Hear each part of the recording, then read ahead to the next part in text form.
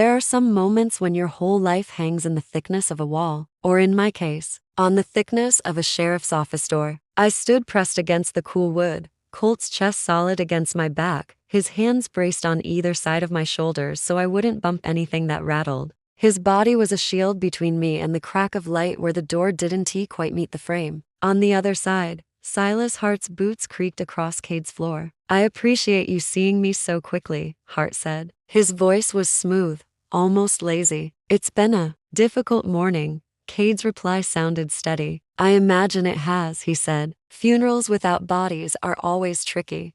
Hart gave a soft, wounded laugh. "Trust you to cut straight to the bone, Sheriff," he said. "That's why I came. I want to make sure your report reflects reality." Colt's fingers tightened slightly on the door. Reality. Hart's version of it. My pulse hammered in my ears. I couldn't see them, but I could picture it perfectly. Hart standing near the desk, hat in hand, grief arranged just so on his face. Cade leaned back in his chair, expression shuttered, filing away everything. "I've already told the town what happened," Hart went on. "You heard me at the church." Rose's mind was delicate. She ran, hid herself in that old barn. Fire took her before we could.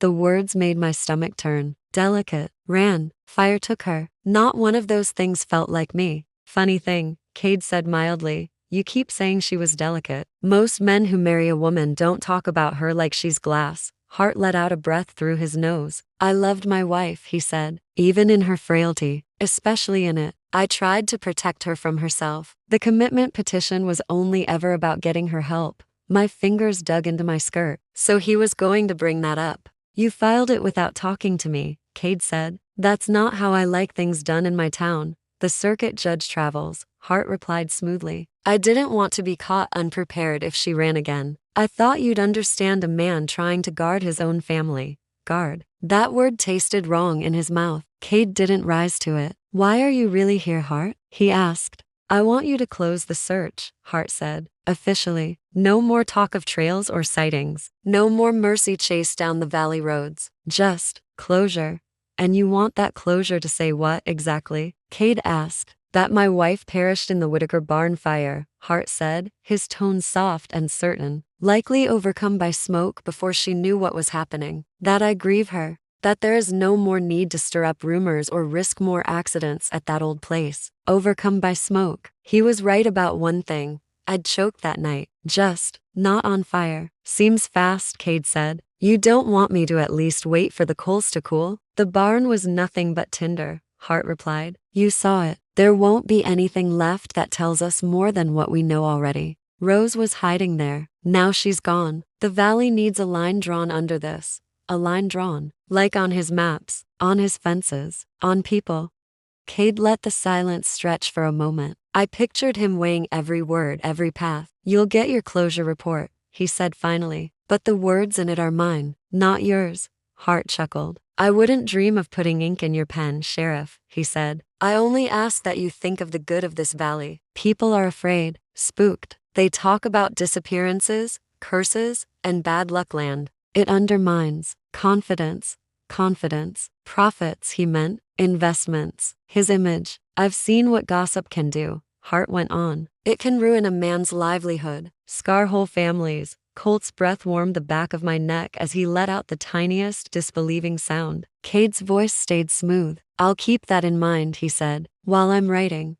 Hart shifted. I could almost hear the smile in his next words. "I'm not your enemy, Cade," he said. "I've funneled a lot of coin through this town, brought work, built fences, gave some of those boys, Luke Mercer included, a steady wage when their fathers couldn't anymore." The air around Colt went colder. He didn't move, but every part of him sharpened. "You think I forget that?" Cade asked. "I remember exactly who had his name on the ledger last." Hart's tone stayed soft. "Then you know it's in everyone's interest," he said, "to keep things calm. No talk of foul play, no hints of mismanagement. People spook easily when they hear the word disappear too many times." "You saying you're worried about rumors?" Cade asked. "I'm saying," Hart replied, "I've heard that certain men," I could feel his glance sweep the office, "have been walking the creek, asking questions about fences, stirring up old grief." Colt's hand tensed on the doorframe. Cade didn't flinch. "Men walk creeks all the time," he said. "Grief doesn't have an expiry date. This kind of grief needs to, Hart said quietly. We both know Luke Mercer made mistakes. Your heart's too big to admit it. But he did. He gambled. He drank. He wasn't the reliable saint his brother remembers. I felt Colt's anger like static. Hart kept going. Some men fall because of who they are, he said. Some women break because they can't handle pressure. That's just the truth, Cade. The sooner folks accept that, the sooner we can get back to building something better. I wanted to scream. Luke wasn't even here to defend himself. I wasn't supposed to be either. You done? Cade asked, voice flat. For now, Hart said. As I said, I'm only asking for your cooperation. For you to remember whose side you're on. I'm on the side of the truth, Cade said. Hart laughed softly. Aren't we all? He murmured. I'll expect that closure notice by the weekend. Boots moved. The door hinges complained. Hart paused. I do expect to be notified, he added, if Mercer starts causing trouble. I'd hate for his grief to turn into something uglier. Mercer's not my prisoner, Cade said. You don't get to decide how he mourns. Everyone's someone's prisoner, Hart said lightly. One way or another. The door shut. Silence spread in its wake, heavy and charged. We stayed tucked in that narrow space for another long stretch of heartbeats. I listened hard. No boots, no voices. Finally, Cade exhaled. You can come out, he called quietly. He's gone. Colt eased the door open and stepped away, giving me room. My legs felt wobbly as I stepped back into the office. The room looked the same. Desk, ledgers, chair, but the air in it felt different. Like a line had been drawn from the safe in the corner to the door Hart had just walked through. I sank into the chair again. I'm sorry, I blurted. I'm sorry you had to lie with us in here. Sorry, he's going to make your life miserable now because of me. Cade snorted. Rose, Hart's been making my life miserable for years, he said. He just wrapped it in donations and handshakes, so I'd feel bad saying so. He rubbed his face. And I didn't lie, he added. Not exactly. You told him you'd close the search, I said. I will, Cade replied. I'll close the part where we pretend we don't know where you are. No more riders off into the hills. No more men stumbling across my tracks and thinking they're doing Hart a favor. And the report? Colt asked. You going to write his version or yours? Cade's gaze flicked to the safe. Mine, he said, which now includes a sworn statement from the woman he says burned, and a few pieces of metal from a creek he wishes would keep its secrets. He met Colt's eyes. And a note, he added, that says, Sheriff advised Mr. Hart to stop referring to his living employees as mistakes and his dead ones as lessons. My mouth twitched despite everything. He's going to come after you, I said softly. If he thinks you're not on his side, maybe he will, Cade said. Maybe he already has. And I was too busy enjoying my quiet life to see it. Either way, I'm a sheriff, not his secretary. My job isn't to tidy his image. It's to keep people from disappearing into his shadows. He looked between us. That includes you, he said. Both of you. If you've ever watched someone with power stand in a room and talk about you like you're a problem to be managed instead of a person, you know how it feels to finally hear someone say, actually, I'm on the side of the truth. If you want to hear how the three of us decide to push back, quietly, carefully, but on purpose, make sure you're subscribed so you don't miss this part. And tell me in the comments, would you trust Cade at this point? Or would you still be wondering if he'll bend when the pressure gets harder? Cade poured coffee from a pot that looked like it had seen better days and slid a chipped mug toward me. It smelled like burnt hope. I took it anyway, fingers grateful for the warmth. What now? I asked. We can't stay hidden in your office forever. Hart's going to stir that whole calf into a frenzy, telling them I'm dead and Colt's in trouble. We don't stay hidden, Cade said. We stay selective. He pulled a fresh sheet of paper toward him, not for the ledger this time, but for himself. Right now, Hart's biggest advantage, he said, is that he's been the only one thinking ahead. He moves fences before people notice, files petitions before anyone can argue, light fires before folks ask why the barn was empty. He glanced at us. We need to stop just reacting to him, he said. Start planning. Colt leaned his hip against the desk, arms folded. Planning what? He asked. 3 things, Cade said, holding up fingers as he spoke. 1. Protect Rose from vanishing on paper. 2. Prove Hart's pattern with something more than whispers. 3. Make sure when this hits daylight, it doesn't just get blown around and forgotten. He turned the page around so we could see as he wrote 3 words across the top. Legal, ground, people. Legal is my side, he said. I'll watch what he files. Pull every land record, fence adjustment, and note he's signed in the last 5 years.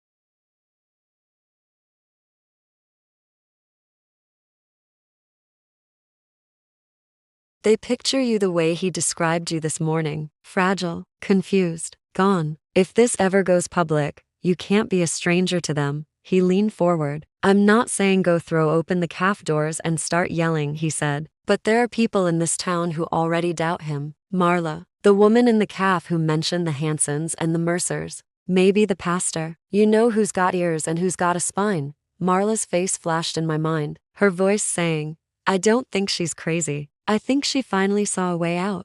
You're asking me to. What? I asked. Sneak into their kitchens and say, hi surprise, I'm not dead. Please don't tell Hart. Cade's mouth twitched. Something like that, he said, but gently. You show up where you're invited. Back doors, late nights, early mornings. You tell a few people your version before Hart tells everyone his. So when this blows up bigger, they're not hearing your voice for the first time. My chest tightened. It's risky, I said. It's risk either way, Cade replied. The difference is, this kind of risk builds something. He just burns it. Colt's hand brushed the back of my chair. You don't have to decide right this second, he said. You just signed your name to the hardest part. That's enough for one morning. I looked between them. The quiet sheriff who'd finally put my words in his safe. The cowboy who'd pulled me out of fire and away from cliffs. 2 men who didn't have to stand between Hart and me, but did. I set the coffee cup down. No, I said slowly. We decide now. Hart isn't waiting. Why should we? They both went still. All right, Cade said. Then let's call it what it is. He picked up his pen and wrote one more word at the top of the page, above all the others. Pact. We make a pact, he said quietly. The kind that doesn't go in a ledger, but holds just as firm. He looked at Colt. You keep her alive, he said, physically, out of fires, off bad ridges, away from Hart's men. You track where they ride, where they look. He looked at me. You tell the truth carefully, to the right people, he went on. Not all at once, not yet, but you don't let Hart be the only one shaping your story anymore. Then he put a hand flat over his chest. And he said, keep the ink honest. No more half-blind reports. No more letting his money talk louder than my duty. He held my gaze. Deal? He asked. The room felt very small and very important. I thought about the barn, the creek, the grit under my fingernails from digging truths out of mud. I thought about Hart's voice at the church. About the way Marla had left the back door unlocked on purpose. I nodded. Deal, I said. Colt's hand rested on the back of my chair again. Deal, he echoed. We didn't stay much longer. Every minute in Cade's office was another chance for someone to see too much. I can't hide you here all day, Cade said. If Hart decides to drop by again and hears an extra cough, it'll get dicey fast. Where do we go? I asked. We don't have the barn anymore. Or the cabin, if he's looking there. Marla offered her back door to any Whitaker who needed a plate, Colt reminded me. Her upstairs storeroom's got dust and boxes, but she's hidden worse up there. We could ask. Cade nodded. It's close to the center of things, but that might be a blessing, he said. You'd hear more. See who's leaning which way. He moved to the window, peeking past the curtain. The street's busy, he said. Market day. If you both keep your heads down, we can slip you behind the delivery wagon and right into her alley. He grabbed his hat. I'll walk with you, he added. Just a sheriff escorting a tired ranch hand and his cousin. Tom again? I muttered. Cade's mouth quirked. Tom again, he said. We used the back door, cutting down the narrow lane between the office and the feed store. Town felt louder in daylight. Wagon wheels, voices, a dog barking somewhere. I kept my head down, hat pulled low, Colt walking close on my left, Cade on my right. Every time a voice rose, my muscles tensed. Near the corner by the calf, a pair of Hart's men lounged, arms crossed, watching the street with lazy eyes that missed nothing. My breath hitched. We'll cut behind the flower wagon, Cade murmured. On my mark. We reached the wagon, its canvas cover casting a deep shadow. Now, Cade said. We angled behind it, boots crunching on stray grain. Sheriff, one of the men called lazily. You walking strays home? Colt shifted just enough to put his shoulder between me and their line of sight. Working. Cade called back. What are you doing? Besides taking root on that porch. They laughed. Boss wants eyes out, one said. Never know where trouble will walk next. Well, if trouble looks like a wheat sack with a limp, I'll let you know, Cade replied. The men chuckled again, attention sliding off us. I kept my gaze on the ground, steps careful. I kept my gaze on the ground, steps careful. Colt's hand brushed the small of my back, a quiet, steadying touch, guiding me toward the narrow space between the calf and the next building. Once we slipped into the alley, the noise muffled, walls on both sides, the smell of coffee and frying dough thick in the air. Marla's back door stood ajar, like she'd been expecting someone. Marla was waiting just inside, arms crossed, dish towel slung over one shoulder. About time, she muttered. I was starting to think that bell would wear itself out ringing for people willing to listen to that man cry on cue. Her eyes landed on me. For a second, we just looked at each other. Then she stepped forward and hugged me. It wasn't careful or polite. It was tight, real. You scared me half to death, she said into my shoulder. Letting that fool tell the whole town you were Ash. Tears pricked the backs of my eyes. I didn't let him, I said, voice thick. I was busy, not dying, she snorted, pulling back to search my face. You look like you've been through a chimney, she said. And I mean that as a compliment. Still breathing's a good look on you. Cade cleared his throat. Marla, he said, we need a place to stash them for a bit. She waved him off. Already cleared the upstairs storeroom, she said. Moved the flour sacks. Dusted off the old cot. If you three are fixing to stir up a storm, you're not doing it with them sleeping in ditches. Her eyes narrowed at Cade. Took you long enough, she added.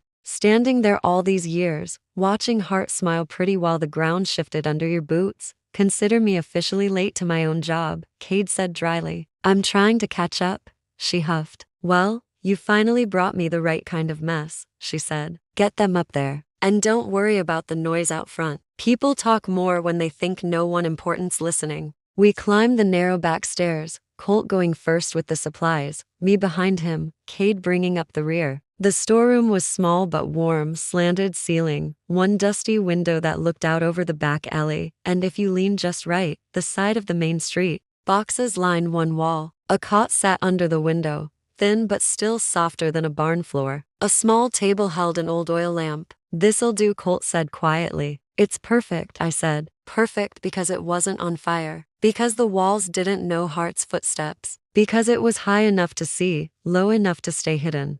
We hadn't been there long when the noise from downstairs grew louder. Marla's voice floated up first, sharp and practical, wrangling orders. Then Hart's. I don't want any more talk of curses or bad luck land, he was saying. We've had enough grief without folks inventing more. Someone mumbled something I couldn't catch. Hart kept going. I'm closing the book on my wife's disappearance today, he said. The sheriff will file his report. I'll sell the Whitaker property at a loss if I have to, just to prove I'm not holding on to Ghostland. Sell. My breath caught. He's going to sell my family's ranch, I whispered. Probably to himself, Colt muttered. Through 3 middlemen. Let him try, Cade said quietly from his chair by the door. Any transfer that messy leaves tracks. Hart's voice rose again. And if anyone hears Mercer stirring up old stories about my fences, he said, you send them to me. Grief can make a man dangerous. I'd hate for Cade to have to lock him up for his own good. A laugh rippled through the room. My fists clenched.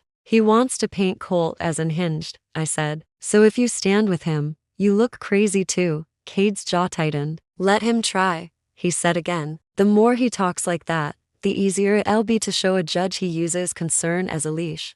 As Hart's voice flowed on downstairs, smooth, polished, reshaping my life for anyone willing to sit with a cup of coffee and listen, we sat in the little room above him and did something he'd never expect. We planned. Cade, I said, when you talk to the judge, what are you actually going to say? He leaned forward, elbows on his knees. I'll say a woman came into my office and gave a sworn statement that her marriage was coerced, he said, that her husband filed a petition to have her declared incompetent, then announced her death in a barn fire without a body. He ticked points off on his fingers. I'll say there have been multiple accidents on land Hart's taken over, he added, that they line up with fence changes and debt transfers, that there's enough there to warrant a proper look. He looked at Colt. And I'll say, he continued, that a man named Mercer has been walking the creek and bringing me things out of the mud that don't fit Hart's story. Colt nodded once. And me? I asked. What do you say about me, besides the paper? He met my eyes. I say you're alive, he said simply. That you're scared. That you ran to save your own mind, not because it was broken. And that you're willing to stand up when the time comes, even if your voice shakes. My throat tightened. And what if he doesn't listen? I asked. What if the judge just hears wealthy landowner and confused bride and stamps whatever Hart wants? Then we make sure Hart's not the only one he hears from, Cade said. We find the Hansons, see what they remember. We talk to anyone who saw that foreman before he vanished. We bring Marla, if she's willing. Marla will be willing, came a voice from the stairs. We all turned. She stood in the doorway, wiping her hands on her apron, eyes bright. You think I am going to let that man keep using my calf as a stage and not say my piece when it counts? She asked. You've got another thing coming. She stepped into the room. I'll tell the judge, she said, about every boy who came into my place smelling like Hart's fences and then didn't come back. I'll tell him about the way that man talks about people when he thinks no one's listening. Her gaze softened on me. And I'll tell him, she added, that Rose Whitaker's mind is just fine. It's her luck that's been rotten. Heat prickled behind my eyes. Thank you, I whispered. She shrugged. Don't thank me yet, she said. You three are about to kick a hornet's nest. I'm just handing you a bigger stick. She nodded toward the table. Eat something, she ordered. Think better on a full stomach. And when you're ready, start making that list of people who ought to hear from Rose before they hear from a judge. She left as briskly as she'd come. The room felt fuller after she was gone. Not crowded, just less lonely. Cade leaned back, looking at both of us. Say it, he said quietly, out loud, so we all know we're hearing the same thing. I took a breath. I'm not running anymore, I said. Not just running. If I move, it's toward something, toward truth, toward people who need to hear it. Colt's hand found mine. I'm not just mourning my brother anymore, he said. I'm going to find out what really happened to him, and to every other man who slipped on Hart's land. Cade nodded. And I'm not pretending this valley is fine while fences move under my nose, he said. From now on, I write what I see, even if it's ugly. We sat there, 3 people in a small storeroom above a noisy calf, with a powerful man spreading his version of events under our feet. But I didn't feel small. I felt aligned, like we'd all finally stepped onto the same side of a line Hart hadn't drawn. As afternoon light shifted through the dusty window, casting different stripes on the floor, the noise downstairs ebbed and flowed. At one point, Hart's voice rose again. Of course, if any of you hear of Mercer causing trouble, he said, I expect you to let me or the sheriff know. Grief can twist a man. I wouldn't blame him. But we can't have him frightening good people with wild stories. I looked at Colt. He met my eyes, calm. He's already scared, I said quietly. That's why he talks like that. Good, Colt replied. Maybe for once, he should be. Cade stood and crossed to the window, peeking out at the street. Judge's circuit puts him through here in about 3 weeks, he said. Maybe sooner if the roads hold. 3 weeks, I repeated. You think Hart will wait that long to move on the ranch? No, Cade said. He'll start laying groundwork right away. Quiet buyers, friendly ears. That's why we start now too. How? I asked. He turned back to us. You and Mercer pick one person tonight, he said. One person who matters. Pastor, that woman at the calf. An old hand from the Hansons spread. You go to them carefully, and you tell them I'm going to ask for their words when the time comes. He nodded at me. And you let them see you, he said, not as a ghost. As a woman who's been to the creek, to the barn, to the ridge, and is still standing. My heart thudded. You really think I can do that? I asked. He smiled, small but real. I think you already did the hardest part, he said. You came back. Below us, a chair scraped. Hart's voice grew fainter as he said his goodbyes and stepped out into the street, heading back toward his wagon and his wide, well-drawn lines. I watched his hat brim past the edge of the window, just visible if I leaned sideways. For the first time since that wedding day, I didn't feel like I was looking at something I had no power against. I felt like I was looking at a man walking under a sky that still belonged to everyone. Colt squeezed my hand. "When do we start?" he asked. I looked at the door, at the stairs, at the town that used to be mine. "Tonight," I said. "We start tonight."